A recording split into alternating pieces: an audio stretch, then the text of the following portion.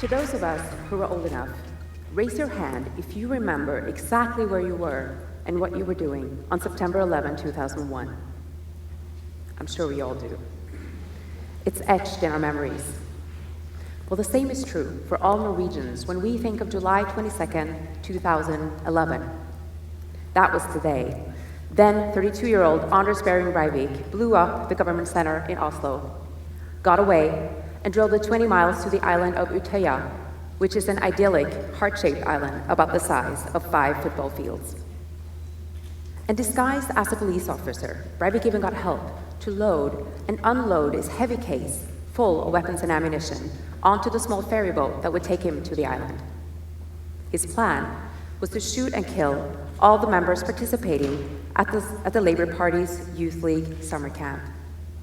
His enemy was the multicultural, immigration-friendly Norwegian government and Norway's political future. Breivik killed 77 people that day, most of them teenagers. And if you look at the size of the population, it would be as if 5,400 people died in the United States. I heard the news on the radio, and I immediately turned on CNN, and I was glued to the TV the rest of the night. And I kept asking myself, how could this happen in my home country with its Nobel Peace Prize and 2.6% unemployment rate? This small nation of barely 5 million people with the second highest GDP per capita in the world. This kind of violence just doesn't happen in Norway. But isn't that what everyone says after a massacre like this anywhere? We live in a society where the focus is on fear.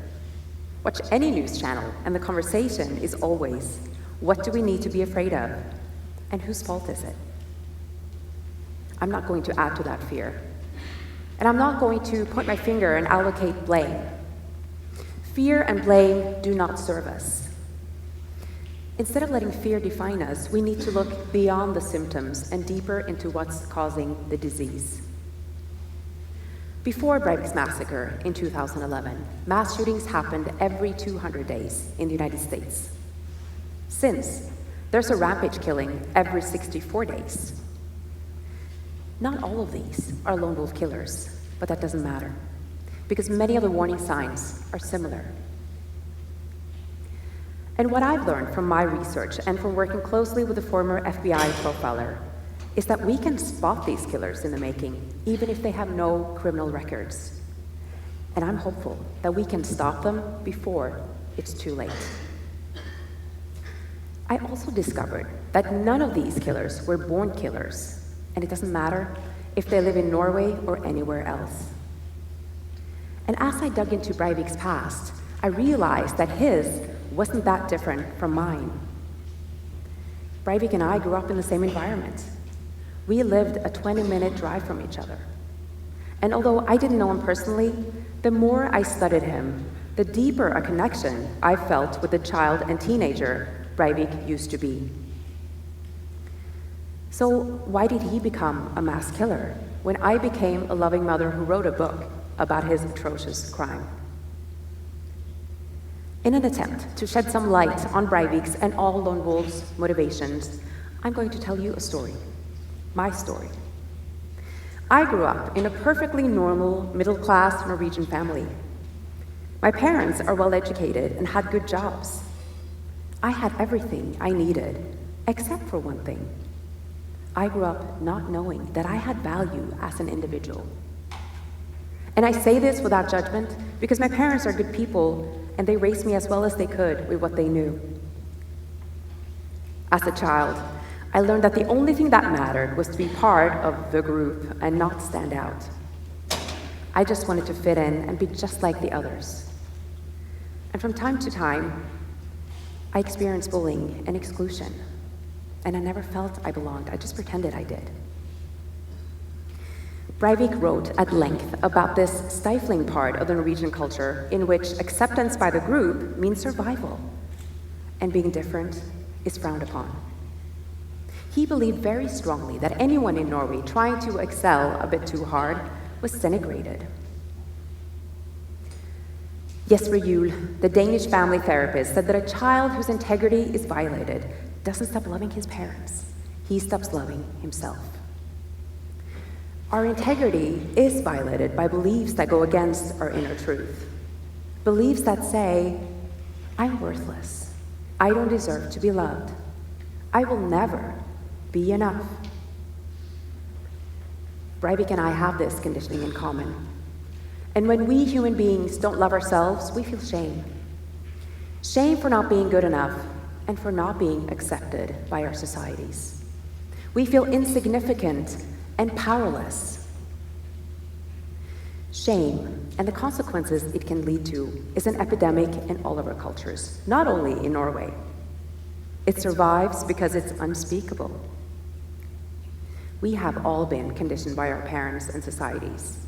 And most of us, no matter where we live, struggle, or have at some point struggled, with self-value, shame, and disconnection. But few suffer more than the lone wolf.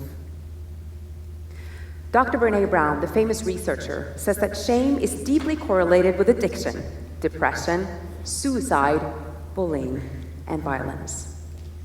It is when we feel shame and powerless that we're the most dangerous to ourselves and others. Powerlessness leads to fear and desperation. And the most extreme end result to this suffering is mass murder. Breivik didn't have a stable family situation like I did. His parents divorced when he was a baby, and he had very little contact with his father, who was a diplomat. But I can relate to some of his suffering growing up, trying to be my own person and at the same time fit in. Norway's particular culture was a facilitator in Breivik's process to becoming a killer. But other cultures can contribute to one's sense of isolation in similar ways. An example of that is Timothy McVeigh, the man behind the Oklahoma City bombing in 1995, in which 168 people were killed. Having been a soldier during Operation Desert Storm in the Persian Gulf in 1991, McVeigh couldn't tolerate his government's cover-up of civilian casualties during that war. It troubled him that the army would lie to its soldiers and the American people about what was really going on. And this made him question his near-blind devotion to the army and his own government. And when he quit the army, he found civilian life equally disillusioning. Nobody was interested in welcoming a war hero back into the workforce, and he grew increasingly embittered with the system. It's important to understand that the army gave McVeigh that sense of belonging that he needed and that he hadn't found anywhere else. And without the army, he felt lost. Because most of these killers don't have any interactions with the police until after they've struck, there is very little law enforcement can do. So identifying a mass killer in the making must be brought down to a community level, to you and me. There are always warning signs. Sometimes they're subtle. Sometimes they're like bright red flags.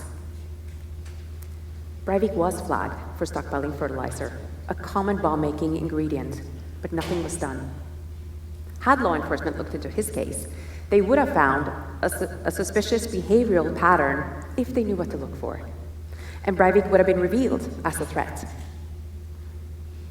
And what about his neighbors around his pseudo-farm that he had set up to be able to order all those chemicals to build his bomb? They saw a city slicker with no experience in farming who covered up all the windows to his house. They all thought it was suspicious, yet they did nothing. Looking back at the cases of notable lone wolf killers, they all share a set of similar characteristics. And these are the warning signs. Attachment issues from early childhood. These are typically the kids who don't really play or interact with the other kids. And because of these attachment issues, they can't connect or have meaningful relationships as adults. Humans are hardwired to connect with each other to survive. And the lone wolf suffers for years before taking action.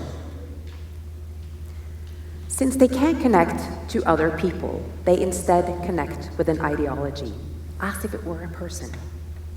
And it's this unhealthy relationship that leads to grandiose acts of violence because the killer believes that he's killing not for himself, but for his cause. They have medium to high intelligence, sometimes genius level. And in the cases of Breivik and McVeigh, they were highly sensitive children.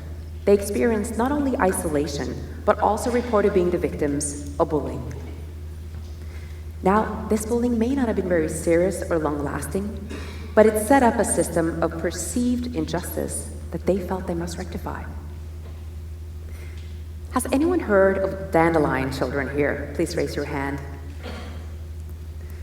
Well, you probably know that the dandelion is a resilient flower. It can grow almost anywhere, even in a crack by a polluted road. Orchids, on the other hand, are beautiful and sophisticated, but fragile flowers. They need very specific care. According to Swedish folk wisdom, most children are like dandelions and grow despite of their circumstances, no matter how harsh. Orchid children, as opposed to dandelion children, are extremely sensitive to their environments, especially to the quality of the parenting they receive. If neglected, orchid children wither. But if they're nurtured, they not only survive, they flourish. All the lone wolves I studied were orchid children, children with potential for greatness or great destruction. Now this is important, because Norway's particular culture, where Breivik felt denigrated, suppressed, and excluded, might not have had such an effect on a different person. But because of the orchid child's sensitive and reactive psyche, it had a huge impact on Breivik. Now, let's get back to our list of warning signs. They have a lot of rage and a need to strike back. They're narcissistic, and this trait can sometimes confuse us into thinking they're psychopaths. They're not.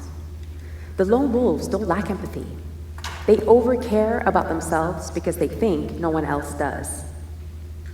They have an unmet need for recognition and a desire to live. Unlike typical rampage killers, the lone wolves are not suicidal. In their narcissistic view, they're too essential to their cause to be sacrificed. Most often, lone wolves go ignored until their headline making violence. Nobody bothered to investigate Breivik's stockpiling of weapons and bomb-making materials. Nobody reported his retreat to the isolated, violent world of the computer games he played up to 16 hours per day. No one paid attention to his ranting or to his failed attempts to participate in extreme political groups.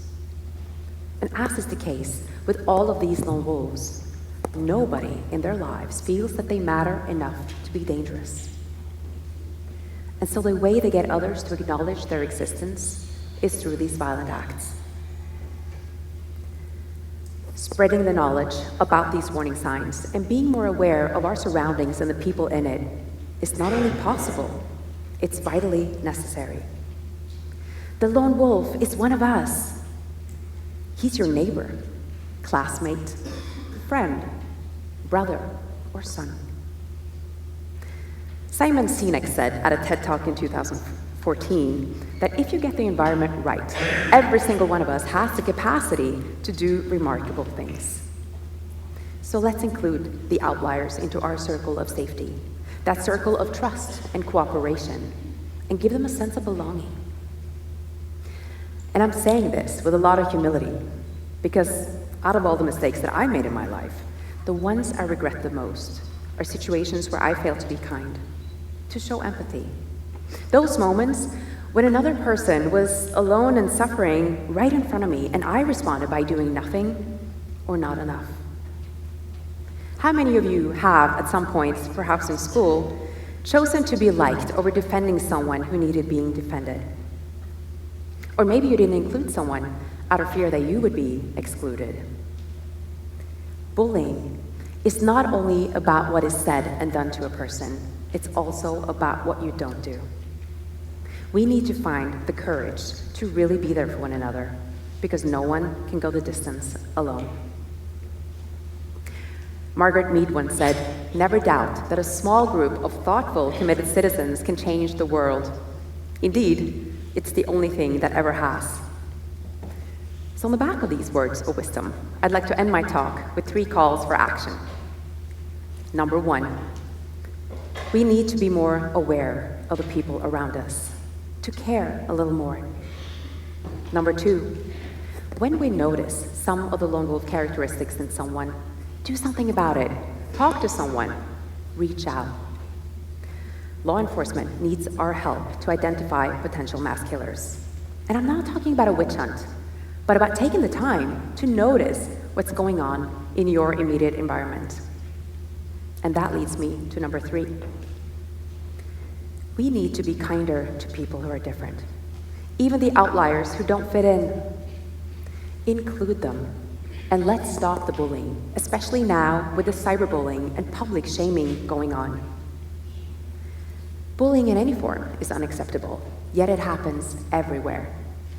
And research proves that young boys who are bullied tend to become aggressive and violent as they grow up. I encourage each one of you to be the spark in creating a more caring and inclusive environment around you. All children are born beautiful and untainted, including the lone wolves. Something happened to them along the way. And by recognizing the warning signs and giving them the help they need before they become killers, we can prevent the next massacre and help them rise to greatness instead of letting them sink into that spiral of destruction.